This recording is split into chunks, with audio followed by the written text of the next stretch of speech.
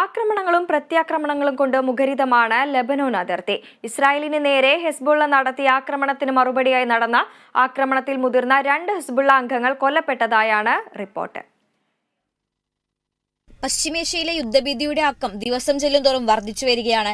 സങ്കീർണമായിക്കൊണ്ടിരിക്കുന്ന Iran Israel സംഘർഷങ്ങൾക്കൊപ്പം Lebanon അതിർത്തിയിലുള്ള ഹെസ്ബുള്ളയുമായുള്ള യുദ്ധവും കടുക്കുന്നു.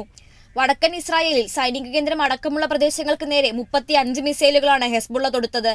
ആക്രമണത്തിൽ ആർക്കും പരിക്കേറ്റിട്ടില്ലെന്ന് ഇസ്രായേൽ പ്രതിരോധ സേന അറിയിച്ചെങ്കിലും മണിക്കൂറുകൾക്കുള്ളിൽ തന്നെ ഹെസ്ബുള്ളയുടെ 2 കെട്ടിടങ്ങൾ തകർത്തുകൊണ്ട് അവർ ശക്തമായ തിരിച്ചടി നൽകി. 2 വ്യത്യസ്ത ആക്രമണങ്ങളിലായി ഹെസ്ബുള്ളയുടെ മുതിർന്ന നേതാക്കൾ കൊല്ലപ്പെട്ടതായി സൈന്യം അവകാശപ്പെട്ടു. ഹെസ്ബുള്ള ഗ്രൂപ്പിന്റെ വ്യോമ പ്രതിരോധ നിരയിലെ മുതിർന്ന ഉദ്യോഗസ്ഥനും എലൈറ്റ് റദ്വാൻ ഫോഴ്സിലെ ഒരു ഉദ്യോഗസ്ഥനുമാണ് കൊല്ലപ്പെട്ടതെന്ന് ഇസ്രായേൽ പ്രതിരോധ സേന സ്ഥിരീകരിച്ചു.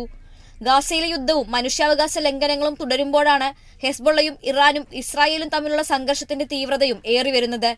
ഇറാനും ഇസ്രായേലും തമ്മിലുള്ള സംഘർഷം പശ്ചിമേഷ്യയിൽ പുതിയൊരു യുദ്ധമുഖം കൂടി സൃഷ്ടിക്കാനുള്ള സാധ്യതകളിലേക്കാണ് വിരൽ ചൂണ്ടുന്നത്. ഈ സാഹചര്യം ആഗോള വ്യവസായ വ്യാപാര മേഖലയിൽ സൃഷ്ടിക്കാൻ പോകുന്ന പ്രതിസന്ധികൾ ലോകരാജ്യങ്ങളെ ആശങ്കയിലാഴ്ത്തുന്നുണ്ട്. ഇരു രാജ്യങ്ങളുടെയും വ്യാപാര പങ്കാളിയായ ഇന്ത്യയെയും ഇത് സാരമായി തന്നെ ബാധിക്കും. International desk, Kerala vision news.